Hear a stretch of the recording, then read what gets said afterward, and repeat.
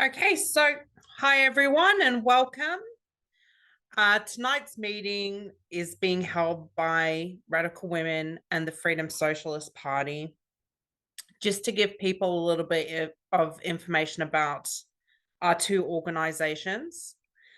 We're socialist feminist organizations, Freedom Socialist Party being a political party, and Radical Women being an autonomous women's organization. Both started in the United States in the 60s during the civil rights movement. We are holding this meeting tonight, firstly, to commemorate the Stonewall riots, and secondly, to discuss the rise of the far right and how we can build a united front against it. To find out more about Radical Women and the Freedom Socialist Party, you can get in touch with us through social media, or we will put our emails in the chat for anyone who wants to get in touch. Or if you're in Melbourne, you can come to our Solidarity Salon, which is just new to Reservoir. There you can also find our publications such as Socialist Feminism and the Revolutionary Party and the Radical Women Manifesto. It's also important to mention that although Radical Women is a women's organization, we are open to both cis and trans women as well as non-binary people, because we all face gender oppression. If you're interested in joining Radical Women, the only requirement is that you agree with our program. And if you're interested in joining the Freedom Socialist Party, definitely read Socialist Feminism and the Revolutionary Party and get in contact with Alison. Okay. Before we hear from the speakers, I would first like to acknowledge the traditional owners of the land which most of us are meeting, which is the Wurundjeri and the Bunurong people. It is also important to acknowledge our queer Indigenous brothers and sisters and siblings, and that they face intersectional oppressions, and that this combination of oppressions like race, gender, and class can be really deadly, as was such for Veronica Baxter. In the midst of Mardi Gras in 2009, Aboriginal sister girl Veronica Baxter was jailed by New South Wales police in a men's facility where she died in custody.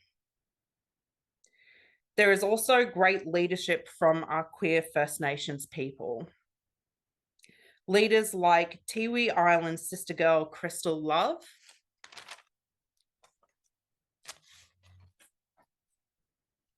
and the continued resistance of Indigenous people against systemic homophobia and transphobia gives strength to the whole movement. Because just as there can be no women's liberation without trans liberation, there can be no trans liberation without the liberation of First Nations people. So tonight, our first speaker will be Alison Thorne.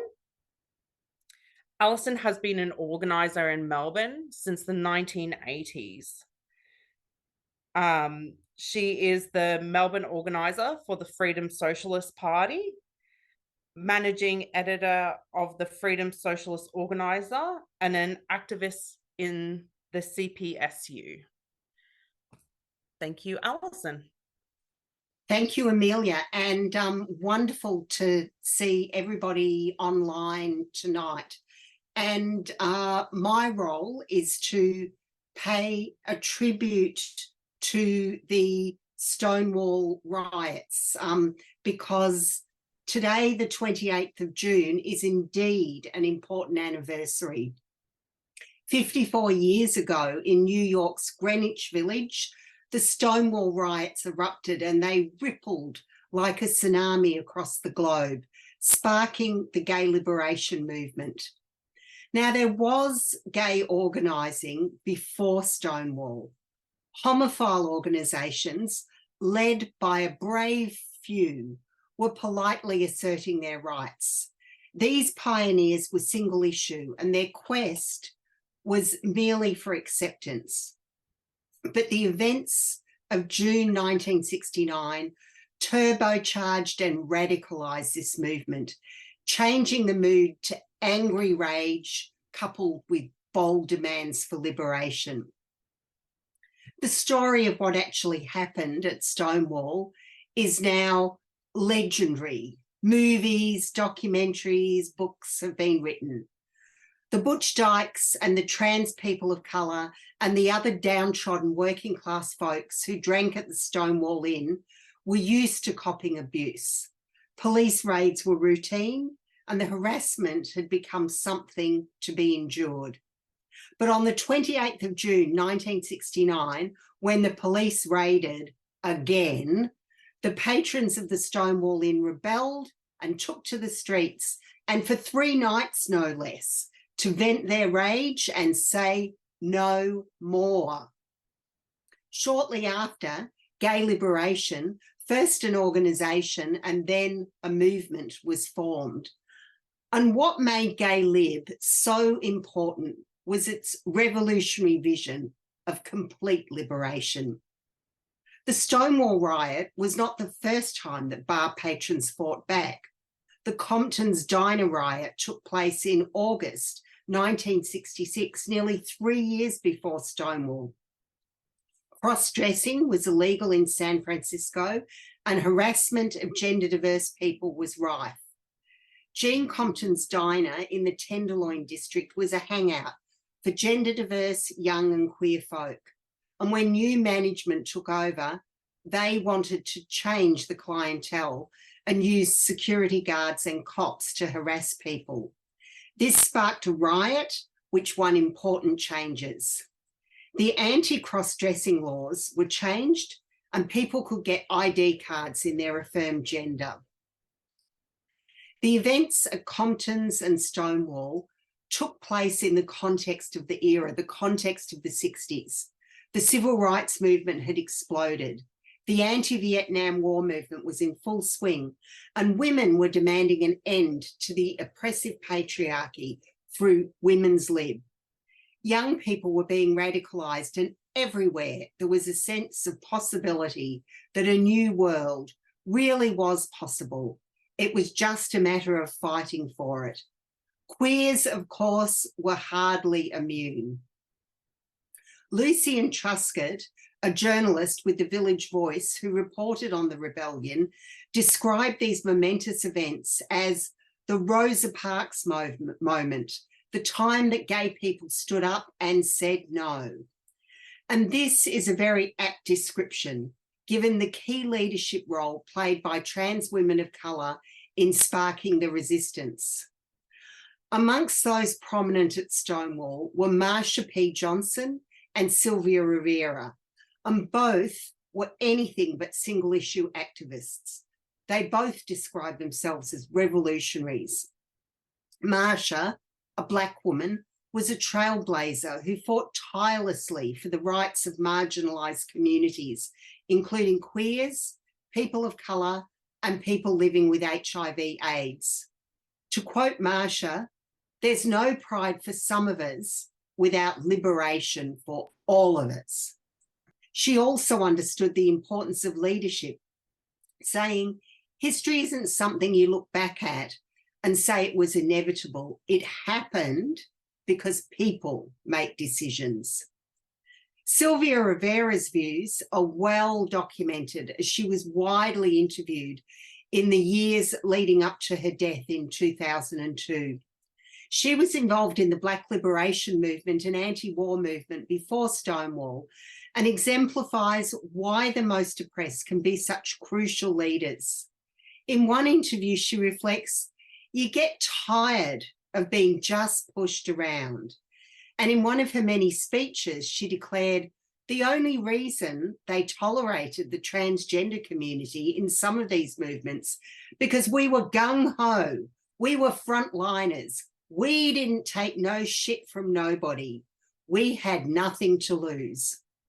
Sylvia said many times that the Stonewall riots felt revolutionary. She says, "I was a radical, a revolutionist, and I'm still a revolutionist. I'm glad I was at the Stonewall riot. I thought, my God, the revolution's here. The revolution is finally here." This rebel spirit of Stonewall rippled outwards, having a massive impact here in Australia, where gay liberation also just blasted onto the scene.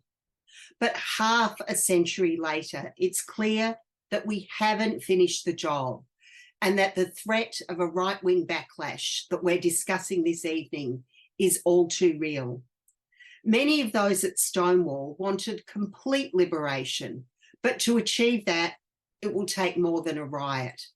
We've got absolutely brilliant t-shirts on sale at our organising centre, Solidarity Salon, that have the slogan, "Stonewall was a riot, now we need a revolution." And indeed we do. The 60s generation had a great vision, but they didn't topple capitalism.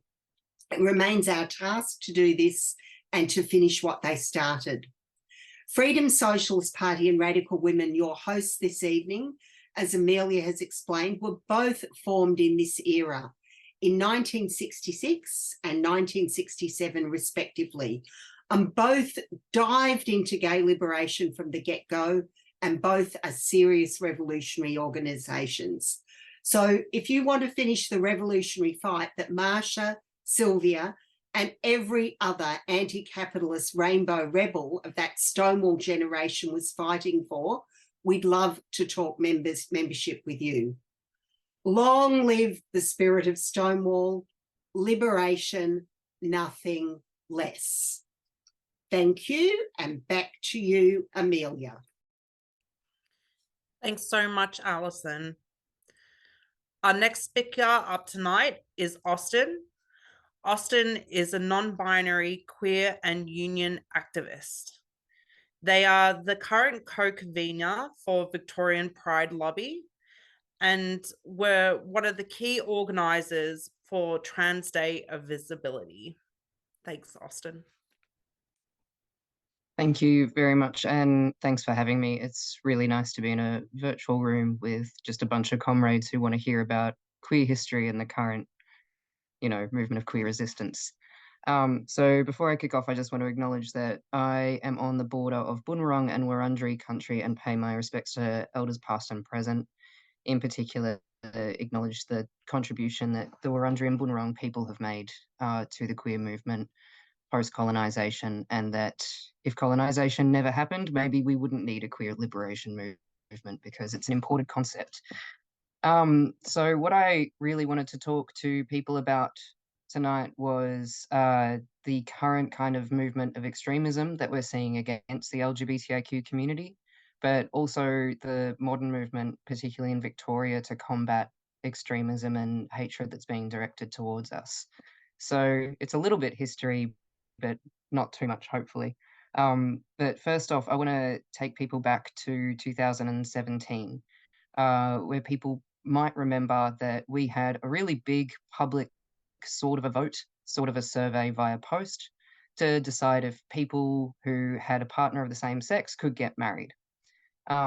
It was a pretty silly thing to do because all the polling showed that the majority of people agreed with it, and also you just shouldn't subject a minority of people to a majority vote based on their rights. Now, we of course won that pretty significantly. We had a lot of parties in the street. I got married, a lot of my friends got married. That's all really lovely. But something that a lot of people didn't see during that time was that we had a shift among extremists in Australia, and in particular neo-Nazi groups, away from issues of migration and people of colour and refugees, which is what they'd traditionally been organising around, and towards the LGBTIQ community, but specifically towards transgender people. So what the neo-Nazis discovered during this time, during the plebiscite, was that they got a lot of traction, and they were able to collect a lot of emails and get a lot of young men into their gyms by attacking transgender people. Because the public discourse around our community was just so high at that point that it was really easy pickings for them to just find people who really hated us and radicalize them into their neo-Nazi groups.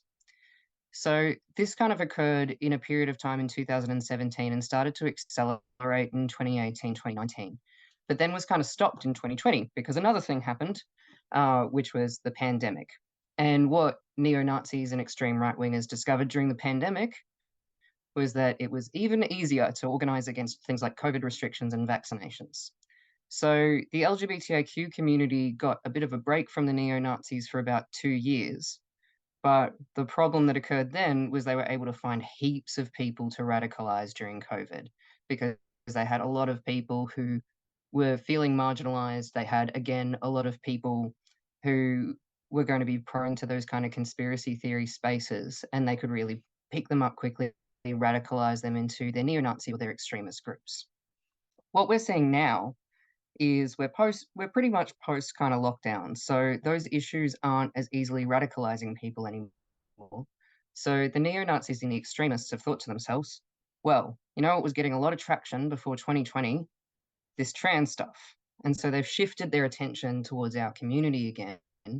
And they're really mainly using our community to organize and kind of, again, pull a lot of people in and radicalize them into the neo-Nazi and extremist world. They've just started to protest again around migration, and a lot of you would have seen that neo-Nazis held a rally recently that was an anti-migration rally. And this is really them trying to kind of push the boundaries and see what issues they can really pick people up on other than the LGBTIQ stuff. So what this means functionally for us, what this rise in extremism has resulted in, is we're a very, very progressive state here, and we have very local councils who are very friendly towards the LGBTIQ community. There's been concerted advocacy over many years from LGBTIQ people to make councils more inclusive, with just really basic and nice things like making sure the youth services team is programming events for LGBTIQ people, putting on, you know, rainbow story times for rainbow families, just really simple things that they've developed over the years. The extremists have gotten a hold of these events that occur across the state, and they are using a campaign of targeted harassment and threats towards council staff and towards councillors and council officers to effectively get LGBTIQ youth events cancelled wholesale across the state. So the first big high-profile case we saw of this is a group of neo-Nazis, so the Nationalist Socialist Network, basically raided a Moonee Valley family-friendly picnic. They turned up with the banner that says awful things that you would have all seen on the steps of Parliament a few months ago, and they tried to disrupt that event because this family-friendly picnic had a drag performer performing. To Moonee Valley's credit, they have continued their commitment to running events after this occurred, but it really was a bit of a warning sign for us that maybe things were going to escalate. About a month after that, and this is where things started to go really, really badly, is they targeted an event called Glitter Nova, which was hosted by the City of Stonington in collaboration with the Pride Centre. Now, this was an event for more or less teenagers during the school holidays to come. There was going to be a makers market. There was going to be some drag performers. You know, there was going to be some arts and crafts. They could make friendship bracelets and things like that. The group that targeted this event was the Proud Boys. They phoned in threats to the staff and basically made threats against the children that would attend that event. And the council, the Pride Centre and Minus 18 made the poor decision, in my opinion, to cancel that event. On the other side of things, though, something really good happened at that event in that the word spread around the community that this was occurring, and we had about 200 community members turn up to the Pride Centre for the specific purpose of protecting the kids who were going to go to that event. So while we had kind of, the bosses, which were council CEOs, freaking out, the community went, well, stuff that. We want the kids to be safe. And the easiest way to keep these kids safe and to stop these protesters from disrupting this event is if all of us turn up and form a picket line and don't let them see the kids, which is a really simple solution. And I think grassroots activists and working people always have the simplest solutions when you just allow them to do direct action. So these 200 community members turned up. Unfortunately, the event was cancelled, so it really became more of a protest against the cancellation. But we were actually able to ring the council CEO at that event, make sure all the performers were going to get paid. We sent someone down the street to pick up a portable speaker, and we put on the drag performance that had been cancelled in the middle of the street in St Kilda as a stuff you can't make these events go away. What I found really remarkable about that event as well is there was no leadership at all. It had gone around on social media. No one had specifically planned or organized it. There was just a few things that went around. A call out went through via old school phone trees, and suddenly you had 200 community members there who were coordinated and ready to work together to make this happen. So from that event, I kind of figured two things. One, the community is ready to defend these events, and they're ready to defend it through direct action, and they're ready to defend it through confrontational action. And we have the ability to do this. And two, this cancellation is going to result in these neo-Nazis being emboldened. And that is exactly what effectively happened. Since the last 6 months, we've had almost 24 local council LGBTIQ youth events specifically cancelled by those councils. They've been cancelled because there are about 40 people across Australia who are willing to make phone calls to these councils and threaten the staff and use slurs and effectively yell at them to the point that it becomes psychologically unsafe for them to do their job. And those staff, despite being under attack, are the staunchest ones who've come back to us as the grassroots community and said, we don't want to cancel the events either. We're willing to cop it. We think we can do this safely, and we don't want to embolden these people. So the movement as it stands now is we have this group of neo-Nazis who are threatening us, but we also have a lot of bosses and a lot of decision makers who aren't backing us up. So that's council officers, MPs haven't, parliamentary MPs haven't really backed us up. And even some of our own community leaders really aren't backing the community to be able to keep the event safe.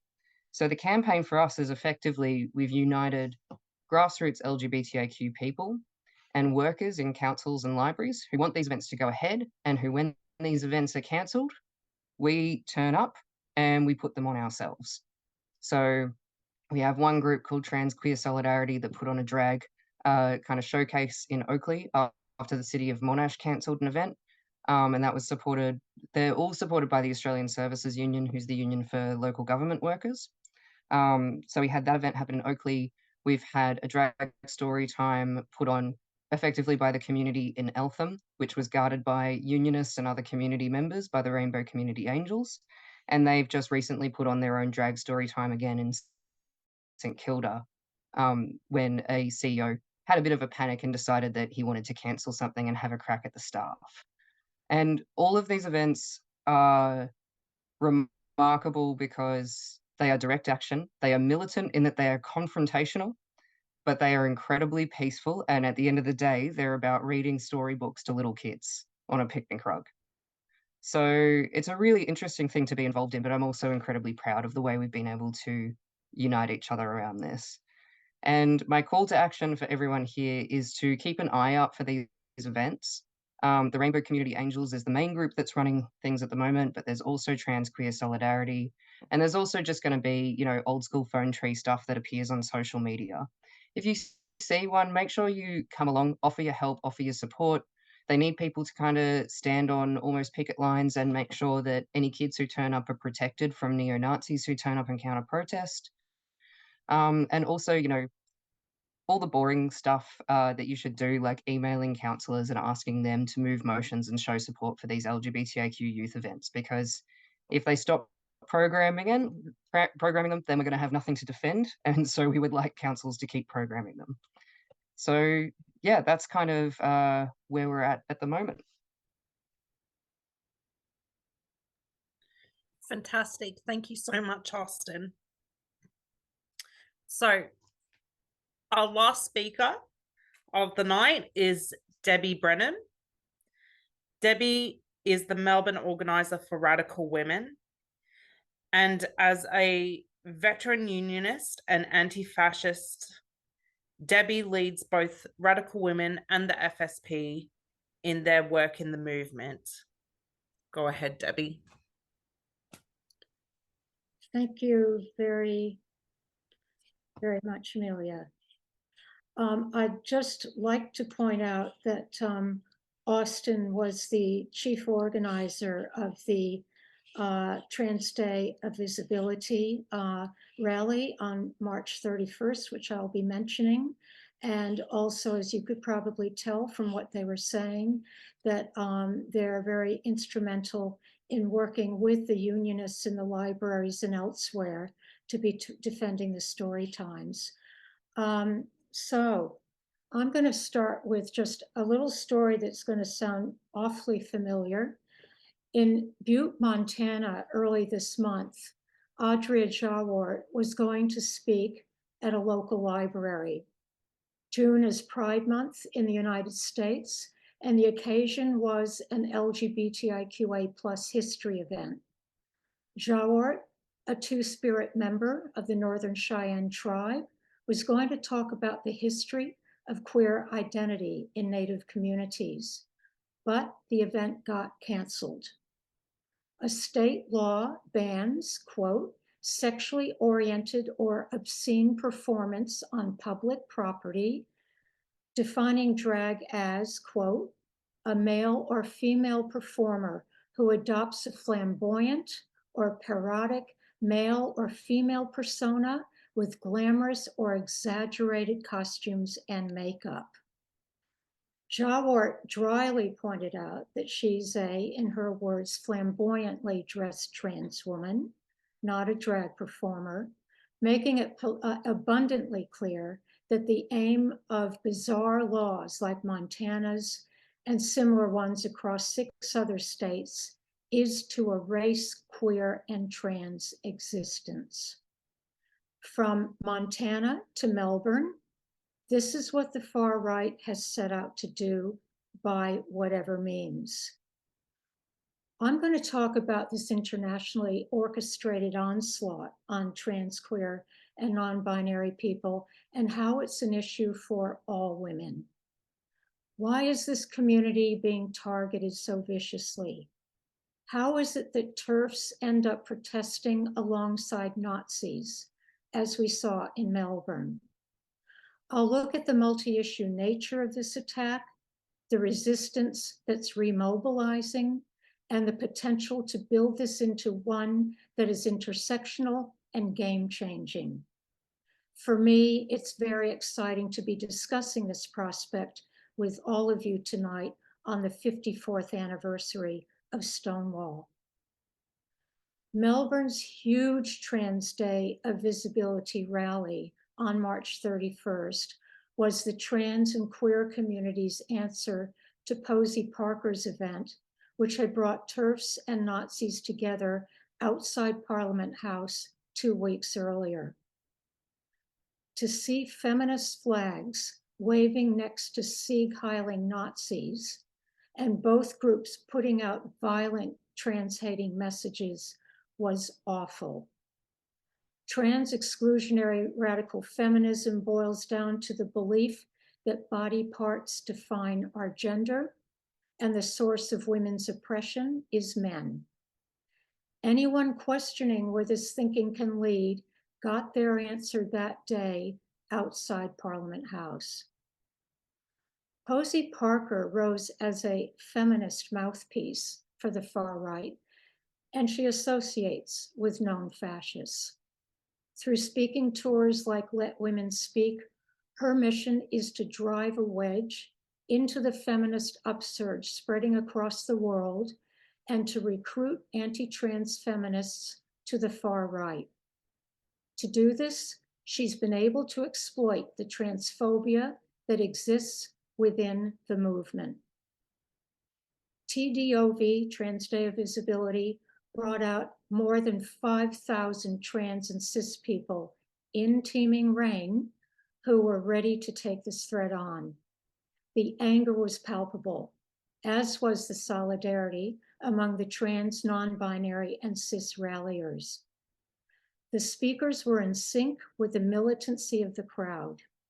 Some called out any feminism that excludes trans and non-binary people as not feminism.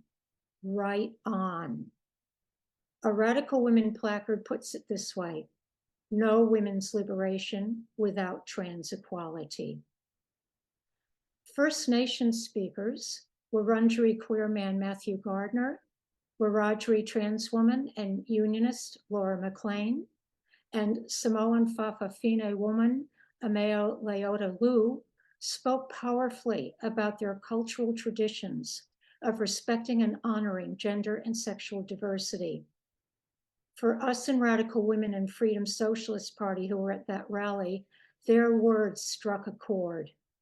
We've studied the sexual and gender freedoms and fluidity in matriarchal societies, which globally spanned most of human history until private property relations took over.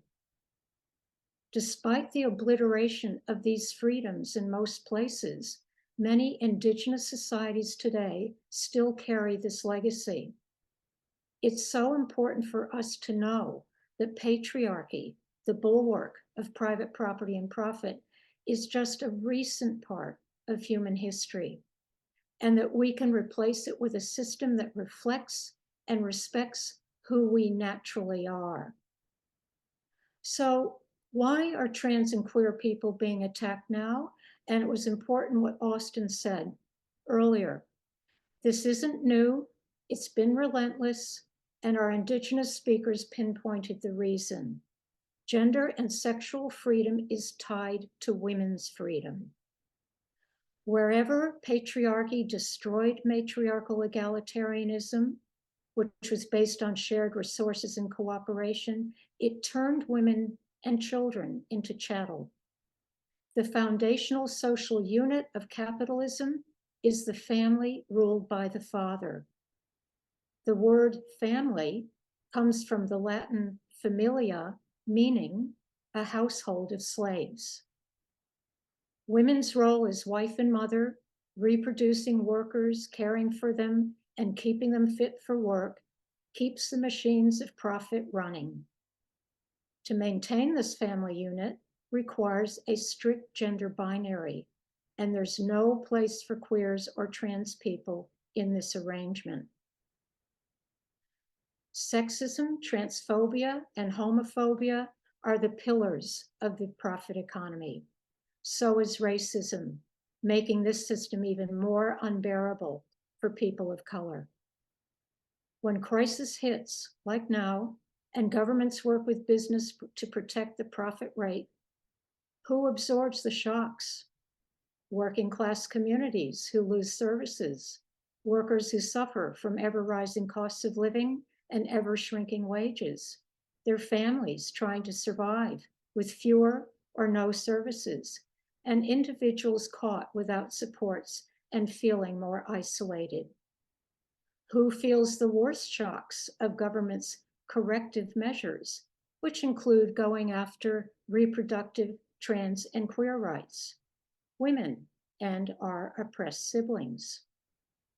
Far-right and Nazi movements exploit people's justified fear and rage, their isolation and desperation, and their prejudices as a way to break class solidarity among workers and the oppressed. Posey Parker's mission is a case in point. Behind these sinister movements is funds and encouragement from big business as investigations into dark money reveal. The Koch brothers, for example, back far-right groups in the United States. Clive Palmer poured money into Australia's freedom movement cavalcades. 100 years ago, Hitler's and Mussolini's rise to power was made possible by big industrialists like Krupp, IG Farben, and JP Morgan. Whenever workers revolt in times of extreme economic and social crisis, as happened in Germany, Italy, and other European countries following World War I, big capital will do anything to restore order and stability. If necessary, it will take the most extreme step of financing a fascist movement to crush workers' capacity to organize. We know from last century exactly what this entails. While revolution isn't yet appearing on today's horizon, working people are seething. In parts of the world, this anger is exploding into strikes and massive sustained protests, from the UK to France, Germany, the United States, and beyond. Women are rising up, both as workers and as a gender, in Iran, Afghanistan, and across Kurdistan, in Myanmar, across Latin America and the United States, and in Australia. Fighting for the right to be treated as human, for First Nations sovereignty and the end to genocide, for secure jobs and equal pay, for reproductive justice and bodily autonomy, for the end of femicide and abuse. Women across the world are pointing the finger at the patriarchal capitalist state and the system it protects. The movement is internationalist, calling on sisters, brothers, and siblings everywhere to join and resist together. Big business is watching this, and it's worried. It is financing far-right reaction right now to divide and control us. But if that's not enough, it could again resort to fascism. For those most brutalized by the system, revolt becomes the only road to survival, and they're leading the way for everyone who is suffering. Solidarity comes from our realization that our struggles are interdependent. From this, we realize that by combining forces and working together, we've got a lot of power. It's this solidarity that made TDOV, Trans Day of Visibility, an uplifting experience. And it's been continuing outside libraries and local councils, like Austin says, where unionists, members of the community, and other defenders keep coming out to support drag story times and performances. Resistance inspires solidarity. Thousands responded to the TDOV organizers' call out to stand up to Posey Parker and her Nazi friends. We're also inspired when drag artists like Balil Bazar and Dean Akuri, also known as Frock Hudson, show that death threats won't stop them. It's trans and queer communities who organized in the streets against Australia's religious discrimination bill. They consistently do so when rights are threatened, and they educate about the far-reaching effects of these attacks. The same defiance of First Nations peoples, especially women, brings tens of thousands out onto Melbourne streets to protest Invasion Day. When struggles connect, then intersectional resistance can grow into a unified and powerful movement. We're not short of inspirational leadership. What also makes these fighters inspiring leaders is they've shown what not to do in the face of a threat. You do not turn to state authorities for protection. The capitalist state exists to protect the status quo, that is, property and profit. Anyone who has gone nose to nose with Nazis before or stood on a picket line knows that the cops come at us, not the Nazis or the boss's thugs. That's because we are a threat to the status quo when we organize. So, police advice to cancel story times and queer events has nothing to do with community safety. It has everything to do with preempting any grassroots community defense. If we're not going to rely on powers that be to protect us, then we do what the organizers of TDOV and Storytimes have done. We rely on ourselves. We organize. The emphasis on unionists coming out is also spot on. The union movement has a critical role to play. This will be built from the workplaces because this is where those who are the butt of attacks are, along with their defenders.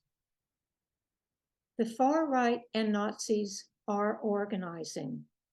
In a couple of weeks, two big shots of the international far right are coming to Australia, Donald Trump Jr. and Nigel Farage from the UK. They're coming to proselytize about the evils of wokeness and drive divisions deeper. The targets of the far right and fascists are every group that the profiteers want under control, which is most of us.